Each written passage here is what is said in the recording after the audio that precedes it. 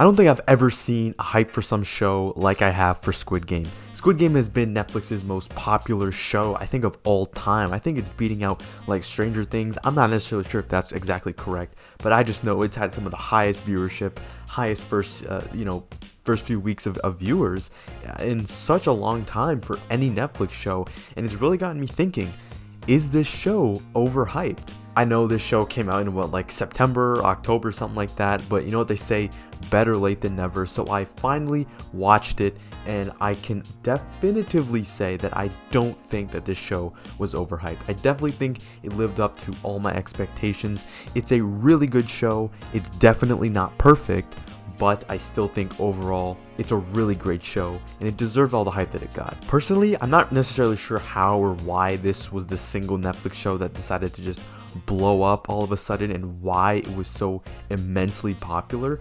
I think maybe just because of the structure and the format of the show. It was unique, it was original, it's interesting, it really got people's attention, and I think the ensemble cast really helped add to that, because shows like where there's lots of different cast members sort of catch your attention more because there's so many different characters you can relate to. Now, going into this, my first sort of thing that I was pondering and wondering how they were going to be able to pull this off is how the Squid Games actually start, because I sort of knew going in, since it had been so long since the show came out, I had basically a pretty general idea of like sort of the game aspect. They're going to be playing these games. It's sort of some battle royale, Hunger Games type vibe, and some people are going to die, and there's a cash prize. What I didn't know is how the whole thing actually got set up, how they ended up in this position in the first place, and I think it's really interesting how they did it all. We start off with the main character. He's sort of like a gambling addict. He's got these guys that are after him, trying to collect debt, and he's sort of,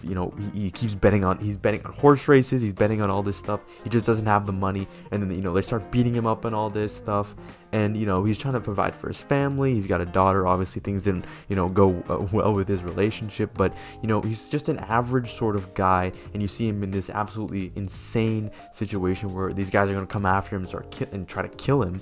So he's down on his luck. And I think that's what makes the show so interesting, is that all the characters and all their problems really, truly just stem from money. And I think money and wealth and all these sort of different themes that are prevalent in our day-to-day lives now is what also makes this show so much more interesting and popular, because it's sort of reflecting a sort of current time that we're in, possibly. And I don't know what the current social and culture scene is like in South Korea. I believe that's where the show takes place, because clearly there seems to be an issue with like people having millions of dollars in debt. It seems to be like a common issue in this place.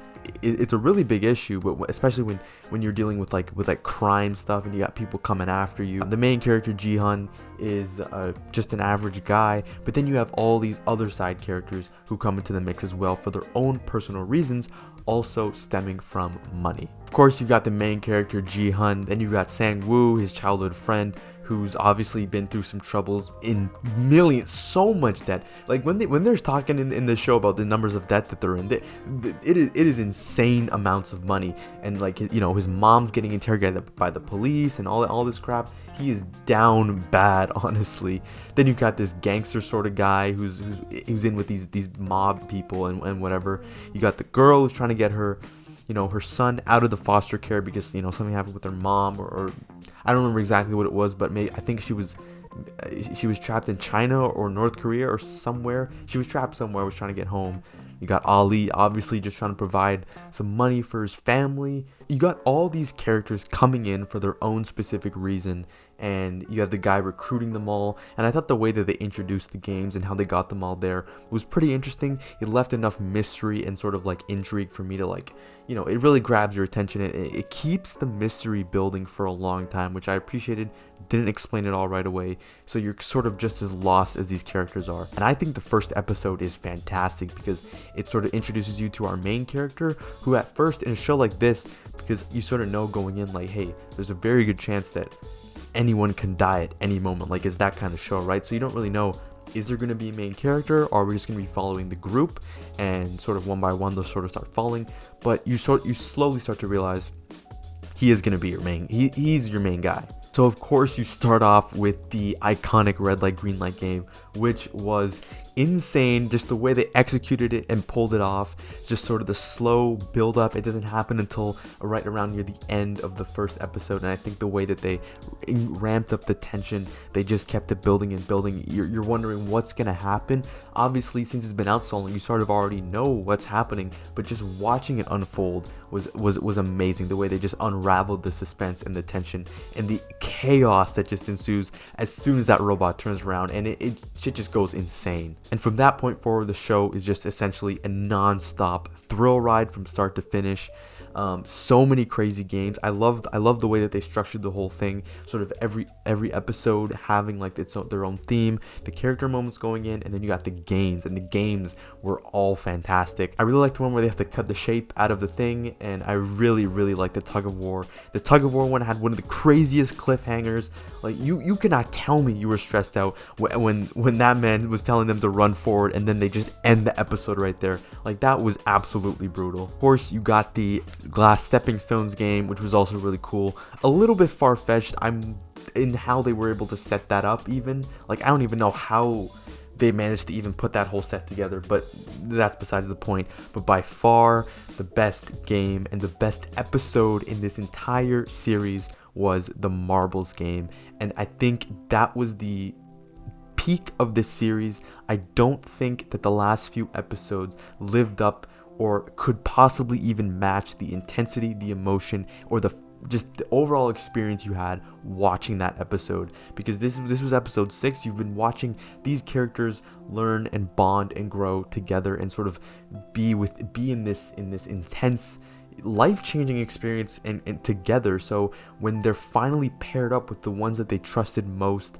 and they have to, one will die, it is absolutely heartbreaking when it does happen. So far at this point in the series, you've had these characters working together, but now is when like shit just gets absolutely real, and the ugliness of humanity just sort of comes out. You got the main character tricking the old man with Alzheimer's, taking advantage of his illness basically, and it's just so heartbreaking because he's a good guy, but he's really at the end of the day just doing what he has to do to win. And basically that's what all the characters are doing. They're doing what they have to do to win.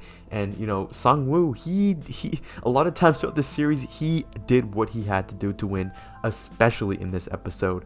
The ultimate betrayal. It was just, oh my god, just thinking about it right now just makes me like sad, because he did Ali dirty. He truly did. Obviously, like I said, he was doing what he had to do to win, but it was just such a brutal way for it all to happen, especially when Ali was so close to winning.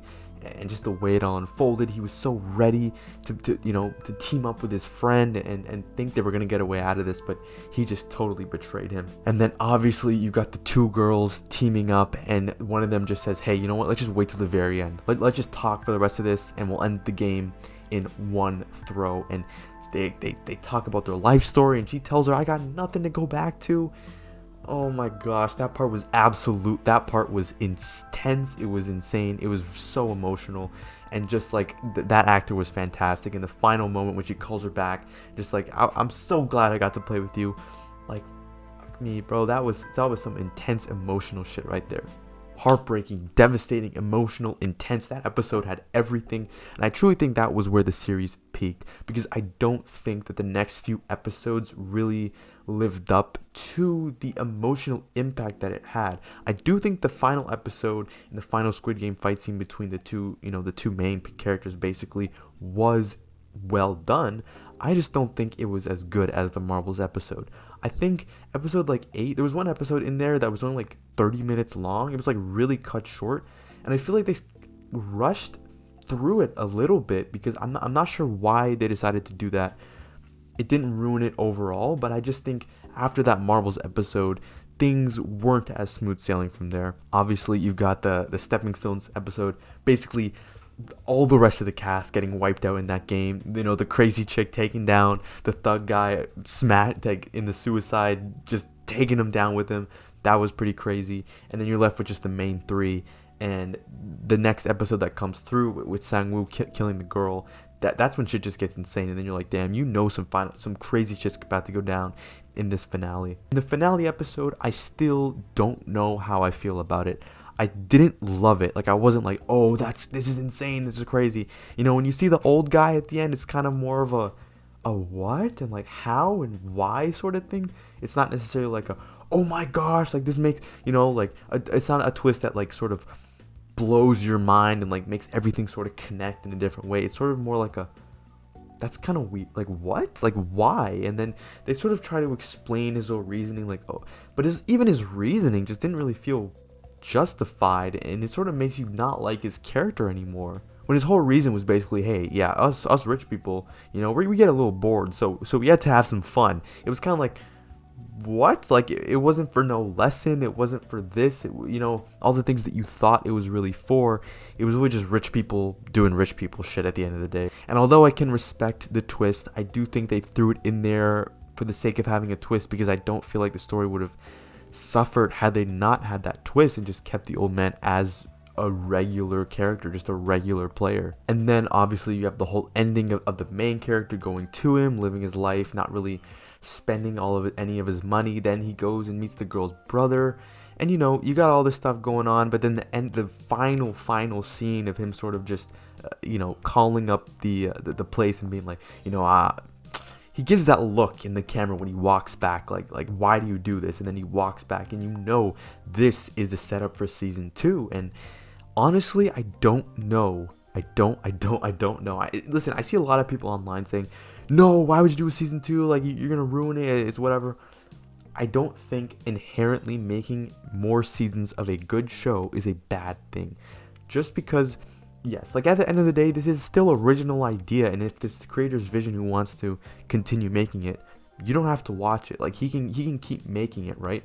It's not inherently bad for them to continue to make a show as long as there's a plan, as long as they know what they're doing and not just doing it for the money, right? Because there is a really interesting and possibly really dark story that can come next after this ending, and the way that they set it all up of him going towards, I guess he's going to fight the system sort of thing. He's gonna, try and take down the games or whatever, or maybe he's gonna go back and play them again and try and take it out from the inside, which I don't really see happening because they would just kill him if he tried to do anything. So I guess what I'm saying is, here's my pitch for season 2. What I think could possibly happen in season 2 is similarly to how you had the cop storyline in this season, of sort of the games happening and then simultaneously the story of the cop trying to find his brother. I feel like in season 2 you could have the main character from this season from the outside trying to take down this organization, but on the inside you introduce a whole new set of characters who are playing the game. You reintroduce maybe a new lead, a new main character, maybe make it a girl this time, or just somebody different, somebody who's not doing it for their daughter, make it for a different reason. And then you have a whole new cast. Maybe keep some of the original games. I think you have to keep Red Light, Green Light for sure, and you have to keep the Squid Game, but all the rest, maybe change them up a little bit. And then I think you have a really good formula for interesting places to go with new characters and sort of the main character's arc of like trying to take down the system, but at the end of the day, maybe inching closer and closer, he realizes, hey, I can't take it down. Maybe he gets involved somehow. Maybe he becomes a VIP, or he ends up becoming frontman or something. I don't know, but I just think people sometimes overreact when they say, oh, this original new idea is getting a sequel or a part 2 or season 2. People are like, damn, can they just like, why they gotta ruin a good thing? I don't think necessarily a new season of this show would ruin the first season, because inherently the first season of the show anyway, it's sort of lightning in a bottle in itself. Even if there wasn't a second season, I don't see people coming, in a year or 2 years from now and being like, hey, I want to rewatch Squid Game season 1. Like, it's, first of all, it's not that kind of show. It's the kind of show that hits hard on your first watch, and maybe you'll go and watch some clips on YouTube every once in a while, but it's not the type of show that you're sitting and rewatching every few months or every few years, because that's just not how the plot is based. It's based on that first time mind-blowing experience of, holy crap, what's gonna happen, what's the next game, who's gonna die. Once you know all that, it sort of takes away some of the intrigue and sort of suspense and mystery. There's no suspense watching it again because you kind of already know what's gonna happen. That's no fault of the show, that's just how it is because of the nature of the show. And it's people dying, it's intense moments followed by a bang. It's the game who's gonna die, once you sort of know that already, it kind of takes away the intrigue to want to watch it again, because it doesn't really serve a purpose unless you're looking for specific moments. I say that, but there are also some pretty cool like themes going on around here. Like I said already, like the themes about like greed and money and all this stuff, the poor, helping people. Like there's a lot of deeper meanings to some of this stuff. They really tried to make a compelling story with compelling characters. They also added some really cool foreshadowing elements as well, which is something that I really wanted to talk about because I found this very interesting. I don't remember where I saw this or when I came across this, but the second episode of this show is one of the most important episodes, not only for the reason that I'm about to talk about now, but I think just in general. I was very confused when it first came around, because I was kind of like, the first episode goes by, they play the game, and then by the second episode they vote to leave the game altogether, but they all go back. The episode's titled Hell. They all go back to their own personal hell, back at home, living with their stress of their debt, and their lives are just terrible. What I want to talk about in this episode is the absolute foreshadowing of every basically main side character's death in this episode. When I first saw it, it blew my mind because I wasn't thinking of it at the time, but it's actually crazy. First off, the thug guy with the snake tattoo, he's being chased by the mob or whatever on the bridge scene, right? They go to like beat him up, they shoot his driver, they're gonna kill him or something. What does he do to escape? He jumps off of a bridge into the water, just like how he dies in the Stepping Stone game by falling off of the bridge. Okay, fine, could be a coincidence, I understand. But Ali's character, what is the last thing that he does before going back to the Squid Game? He steals money in an envelope from his manager and runs away, just like Sang-woo stole his marbles and betrayed him to win the game. Then you also have the girl's character, the one who's trying to get her little brother out of the home.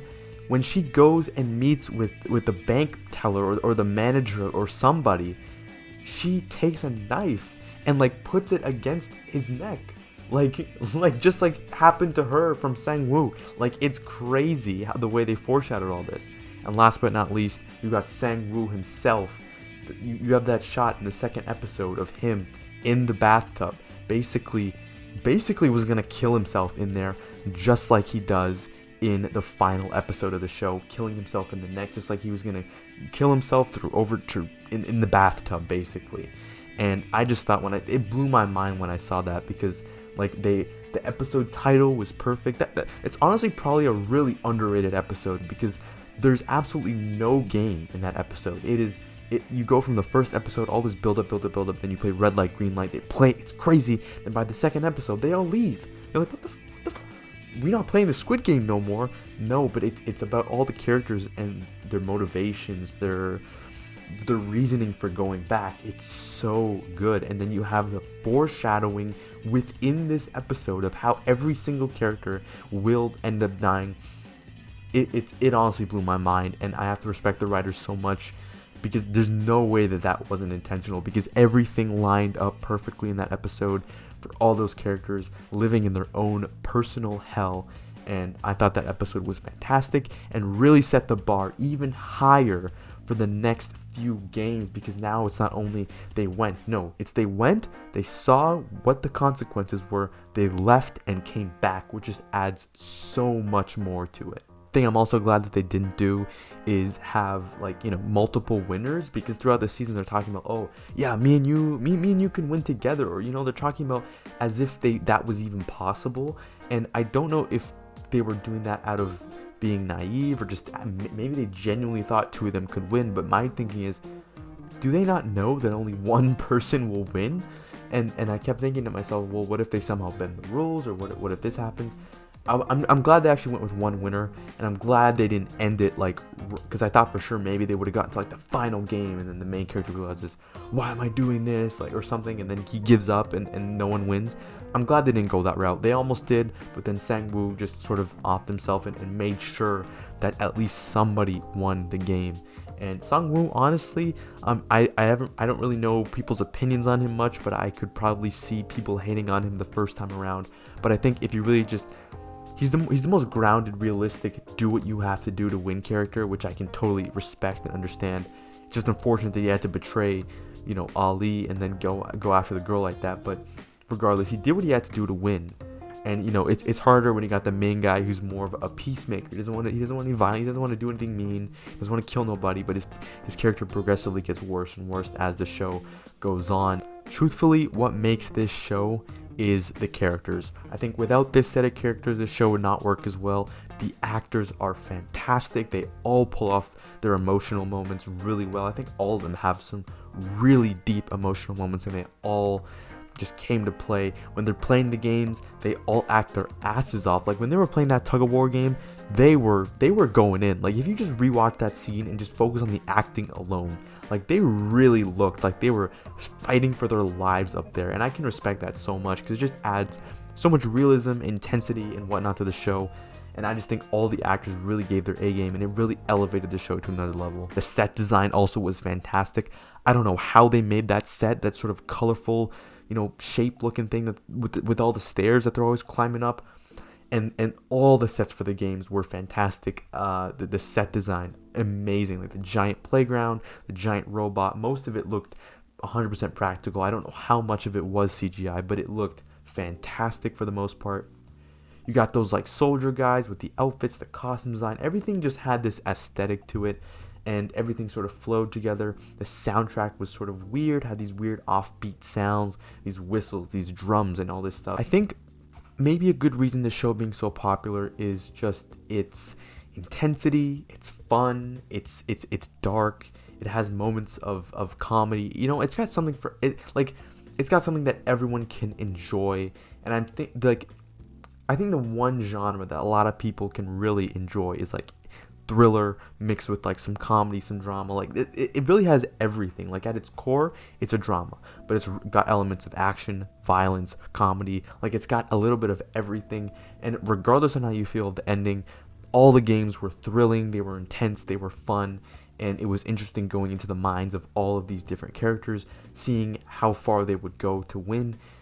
Betrayal, friendship, sacrifice, it's all there. That's just what makes this show amazing. And even though I don't think it stuck the landing completely, I don't think that it ruined the show for me. I think if they take their time and actually work proper on season 2, this show can become even better.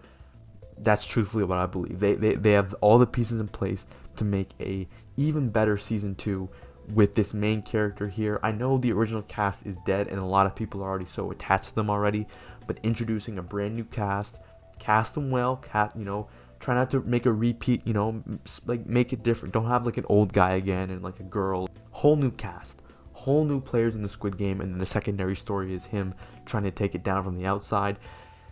I think you have a great formula for success there. Even if the second season isn't living up to the hype as the first one, which I don't think it will, but I'm still optimistic that they're able to, make a great story out of this. Even if it's not, at least we got to enjoy the cultural phenomenon that this show was, because it's so popular. Like it exploded. I don't know how. I still don't know how, but it makes sense because it's a great show. Everyone can dig it. It's intense, it's emotional, it's got comedy, it's got everything. So there's something to like here for everyone. So overall, I don't think it was overhyped at all. I also don't think there was people saying, oh, this is the greatest show of all time. I just think there was a lot of people watching it at the same time. So it got a lot of talk, a lot of, recognition. And I think it deserved a lot of it. But I think just because a lot of people are talking about something doesn't mean it's overhyped. It's really popular, but I think it's popular for a reason, and that's because it has a formula that works. It's unique, it's an original idea that you don't see a lot of anymore, and you gotta respect the creators for going for it. What I will say though is all the actors that are in this have definitely caught my attention. The only person in this that I recognized was the guy who meets him in the subway to recruit him, because he was in Train to Busan as the main guy. All the other cast members, is my first time seeing them in anything, and they all blew me away, every single one of them. So I can't wait to check out some of their other stuff, and hopefully they get more bigger projects in the future as well. Let me know, what do you think? Do you think this was overhyped? Like I said before, I personally don't think it was. I think obviously it was popular for a reason, because it worked, and I personally enjoyed it. Even though it may not have stuck in the landing, I personally think it was a great show, and I would definitely recommend watching it. So yeah, that's all I gotta say about that. Hoping for a great season 2.